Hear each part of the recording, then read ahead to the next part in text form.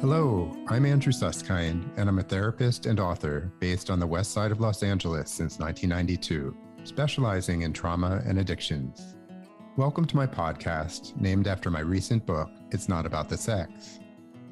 Here we have honest conversations related to compulsive sexual behavior and trauma, all from a sexual health perspective.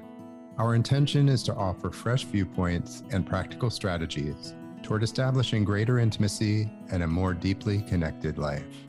Let's begin. Good afternoon, Sue. Good afternoon. Good evening. Good morning. evening, somewhere in between. Buenos tardes, buenos noches. Today, I thought we would do something a little bit different, and it's based on our experience from the other night. Sue was generous enough to take me to a very special experience. And I don't know if any of our listeners have heard of it before, but it's called MindTravel, M-I-N-D, Mind Travel. Right, Sue? It's all about the mind. Right. Exactly. It is all about the mind. Well, it's about the mind and the body and hopefully the spirit. But there was a focus on the mind in this case. And I'm wondering if you can share how you even ended up hearing about this and how we ended up going the other night on this experience together. This journey. This traveling. I came across it. I was looking at a friend's posting on Instagram who was out at Burning Man. I don't know if anyone's familiar with Burning Man, but a lot of people are familiar. Okay, yeah. Big Sandy festival. Creativity all over the place. Probably a lot of mind traveling going on out there. For sure, in a lot of different ways. And so there was a link on somebody's post on Instagram, and it wasn't, it was a friend. It wasn't like an advertisement for this. So I just kind of went down the wormhole, so to speak, and saw that this man was playing at Burning Man. And since I've never been to Burning Man, had a little bit of an interest to go there. I thought, well, why not see if he ever plays local? And just so happens he was going to be playing in Santa Monica on Rosh Hashanah. Go figure. And wow, let's go to this. Like, this seems like an over the top. It's all like meditative music. And I thought, if you're on the ocean in Santa Monica at sunset on Rosh Hashanah, like, who wouldn't want to go? So I went ahead and ordered early bird tickets. So you and I were early birds. We were early birds, and lucky for us, we could walk there. Right. And your son couldn't make it, so I was a good second choice. Well, I wasn't going to include that part, but yes. So I benefited from going with you, of course, which I always enjoy spending time together. And I knew absolutely nothing about it going into the mind travel. And thought, oh, that'll be fun to spend the time with you. It happens to be Rosh Hashanah. For people who don't know what Rosh Hashanah is, it's the Jewish New Year. And this was Sunday night, which was what's called Erev Rosh Hashanah, or Rosh Hashanah Eve in a sense. And like you said, it was on the beach in Santa Monica. So I'm wondering if you can paint the picture as to what it looked like, because it's really not easy to describe, but I think it's important to set the scene. Okay, so as we're walking down the hill, I was noticing there was a lot of white flags blowing in the wind. There were a white tent where we checked in, and we were handed, this was the greatest part of it, it was a silent concert. So we were silent. What does that mean, Sue? Nobody could hear it except for us. How does that work? I mean, I think that's the most interesting part. Sure. So we were all handed wireless headphones, nice quality ones, actually. And they were all branded MindTravel. I don't know if you noticed on the side. So he had invested some money into the headsets. And then I don't know if you noticed, to the right of where his piano was set up, there was a long pole that had a transmitter on it. So they were transmitting this on a frequency that the headphones were set on to receive. So you could actually, and he welcomed and encouraged people to, while the music was playing and him lecturing us, you could walk pretty far around all the way to the ocean. There was people Mhm. moving and dancing, and the frequency was quite powerful. And I guess there was nothing to interfere with it. So it worked really, really well. Very clear. Very clear. Yeah. So the audio quality was actually quite impeccable, even though we had this private headphone experience and we were watching him playing the piano. I think it was a baby grand or something like that. It Mm. was a big piano.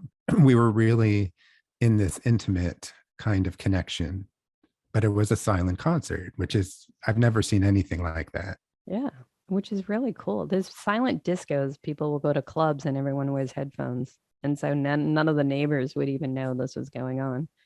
It's a very Wow. interesting concept. And Hmm. we did feel, how many people do you think were there?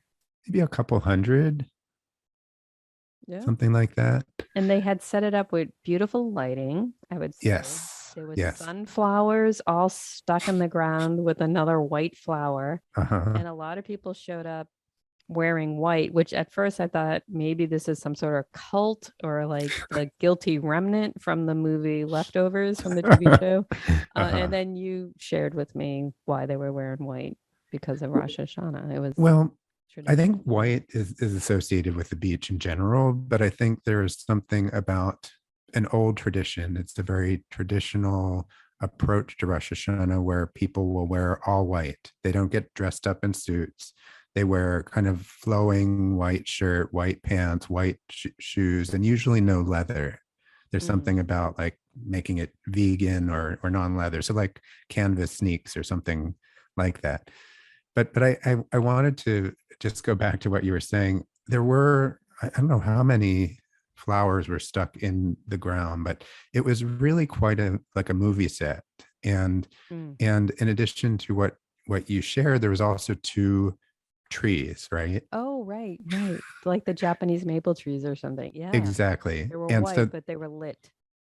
that's right. So they were lit in ways that were like sort of fuchsia and reddish, and it it was really, I mean, as the sun went down, I think it actually became more spectacular. Mm. Yeah. And then, of course, the Santa Monica Pier is behind it. And again, as the sun went down, everything lit up behind it. And it almost seemed like it was correlated. And maybe that was the mind travel we were on or Yeah. not, but there was definitely a synchronicity or connection with the reds and the heart that they had.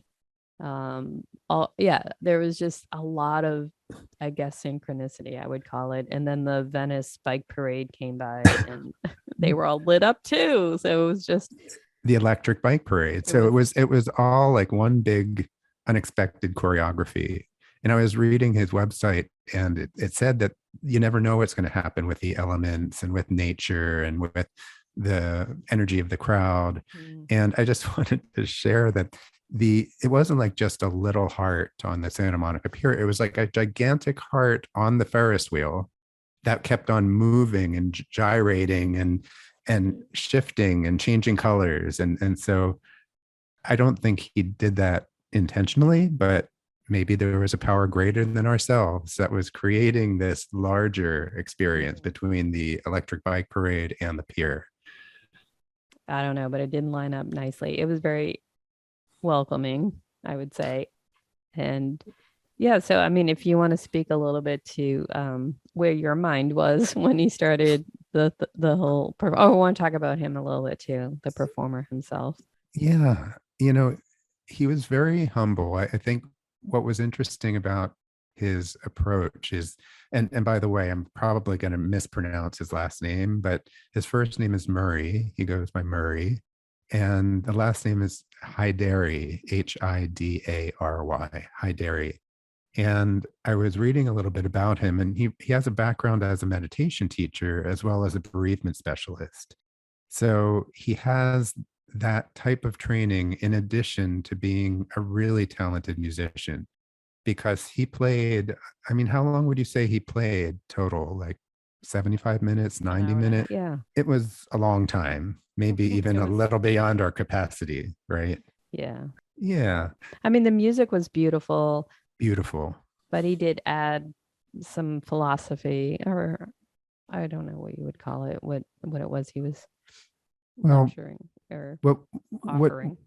he was, that's a great word. I think it was an offering. And I don't, I don't know his background in terms of how he evolved to this point in what he does, but I did see that he does a lot of different locations all around, like all around the country. He's really, this is a traveling experience that he has immersed himself in and invested himself in creating this experience for others. And for that, I give him a tremendous amount of credit. And I'm not here to promote him in any way or just say, go out and find him and have this experience. I'm just wanting to actually debrief a little bit with Sue, because I think we walked away, at least I did, feeling a little satiated and not even able to fully process what just happened. Yeah, there was a lot. The cup was overflowing. For sure. And I didn't even know, where to begin. So I think we just pushed it aside. We talked very little about it the rest of the night, but Right. We went to dinner yeah. and relaxed and had our time together to socialize. But one of the things that I learned about him is apparently he introduces a theme to every experience, and that I think he called it an experience. Is that what he called it? I Or did think he so call too. it? Yeah, MindTravel Experience. Because he was saying at the very beginning, he said, I may be up here offering my music and my ideas, but you are participants in this. We are in this together. This isn't a concert where you sit and just listen. You participate in something that will reveal itself and that will kind of be different for every single person, right? There's no Right. We were part expectation. of it. Right. Yeah. He included us in our energy He did. He in did. the experience itself. Yeah. Right. And that's where I thought it was rather fascinating, because I don't know if he chose this particular theme on purpose because of Rosh Hashanah and Yom Kippur, the high holidays, but he chose to talk about forgiveness. And as I told you the other night, Sue, what touched me about it is forgiveness. The way he talked about it was very global. It wasn't necessarily a Jewish approach. It wasn't a Christian approach. It wasn't a 12-step approach, but it was more about ideas and posing this notion that forgiveness is something that each and every one of us can participate in one form or another. It was very Right. profound. Very profound. Yeah. And for me, if somebody can be provocative in that way and make me think, I know that we're on the right track. And he did make me think. By the way, before I forget to say this, I also want to share that I believe that there's something about what he was presenting that really was, on a personal level, it is about the 12 steps. It's about the steps 8 and 9, identifying who I want to make amends to, and then in step 9, making amends, except when to do so would injure them or others. And what felt really familiar to me is that through the years, forgiveness has taken on different meaning. Like 20, 30 years ago, I would have had a very, very different conversation about it. But nowadays, I really look at it as something that is really my responsibility. Exactly. And Yeah. and it was interesting because he did go on about almost prophesizing, I guess, I don't know, just speaking profoundly about what forgiveness, as like you said, a global forgiveness, and how helpful it is to yourself. How, I don't even know if helpful is the right word, but it's part of a process. He was talking about the process more That's of right. forgiveness. Right. Rather than And a destination. right, exactly. So it was an interesting spin on it. And I was kind of upset that that was the theme of the night, but I was hoping it was going to be love. But it did come down to love at some point. He did bring it down to love because that's what everything's about, I think. Um, but forgiveness, we've talked about it in the past, and he Yes. just kind of went on and on and on and on and on and on and on and on and on. And just when you think it was over, there was more talk about forgiveness. And it was one or two words at a time, That's like right. being almost like poetry. And I have no idea how this man spoke for so long. Right. I not like top of his head. It was just amazing to witness that.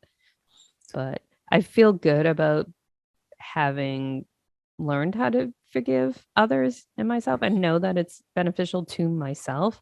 And as you said, like as a child or earlier in our lives, you would almost say, I'm not going to forgive them. Why would I forgive them? Right. And it kind of have some anger maybe with it, but instead to separate it and look at forgiveness more as a love and a benefit that you can do for yourself, and how that can spread to global forgiveness, I guess. Yeah. And I don't want to misquote him, but I agree. I think what came out a few times, because I think in the way he talks, it's almost cyclical. Like he'll talk about something and then he'll move away from it and then he'll come back to it and then he'll move away.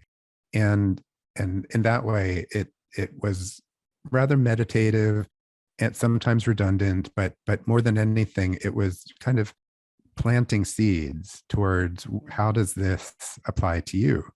And what I appreciated the most, I think, is he did come back to love eventually. He talked about the idea of how forgiveness is well, and in many directions, forgiveness of others, forgiveness of self, accepting forgiveness from others, um, whatever direction it may go, has to do with ultimately a sense of self acceptance, a sense of self understanding, and eventually self love. Mm-hmm. And, there was a, how can I put it? No matter what he said, I felt like there was some validity to it. Mm-hmm. And I agree. He improved on the piano and he improved in his words and just had a way of going, going, going. And for me, I lost some of my ability to pay attention Mm-hmm. only because I just reached my limit. But that's okay too. That's part of my mind travel experience. That sometimes after an hour, it's a lot, Right. but that's okay. And so if you noticed, I was a little fidgety. We started on the beach chairs and then I moved onto the blanket and I got back on the beach chair and I had my eyes open and I had my eyes closed. Right. So, I was doing the same thing. I was yeah. waiting for the stars to come out and annoyed with the person behind me. Yeah, I kind of went off a little bit when I Yeah. understood, and then I would just get drawn back in. And yeah, so Yeah. it's like an ebb and a flow. And then watching Yeah. people walk in that scene. He played the piano without speaking for a very long time. Long time. It was phenomenal and over the top. But by the way, I just have to say that I can't remember the last time I sat on the beach looking at stars in Santa Monica. It was a clear night and we didn't see Beautiful. every star, but it was really quite beautiful. It really was a special time, special place. And I enjoyed being there. I was a little annoyed with myself and being antsy and not being able to, I felt like, get everything out of it, but I got out of it everything I could. I just had to forgive myself for feeling that way. But isn't that really the point that if we can accept ourselves fully and know that if we're fidgety or we're just not able to hang in there, that's okay, that we can accept ourselves, we can love ourselves, we can notice that we've gone as far as we can go. It's true. It's about awareness. And I shouldn't be so hard on myself, but I got to get more out of this. I need more of this. Figure this out.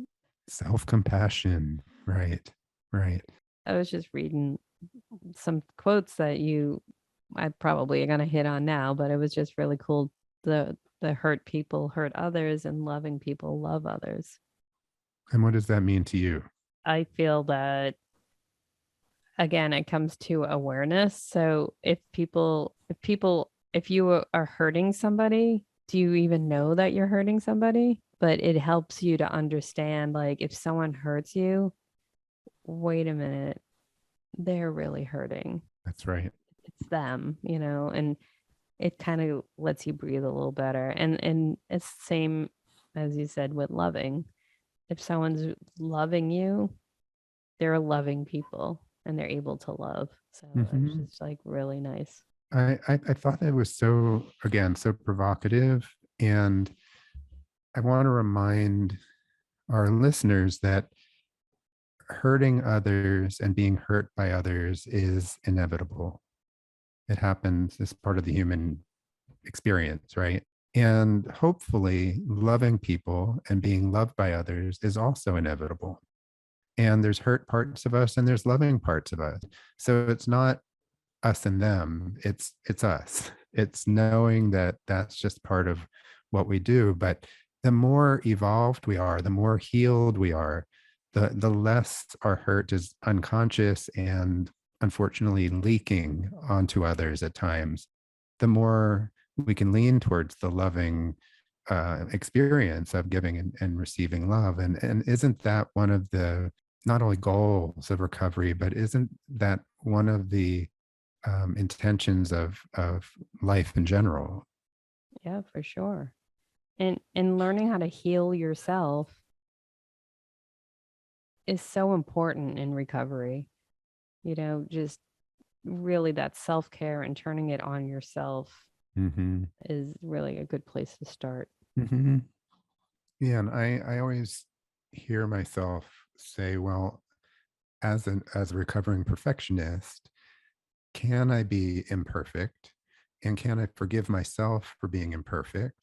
As someone who has a history of compulsive sexual behavior, is there a way to be more embracing of all dimensions, right?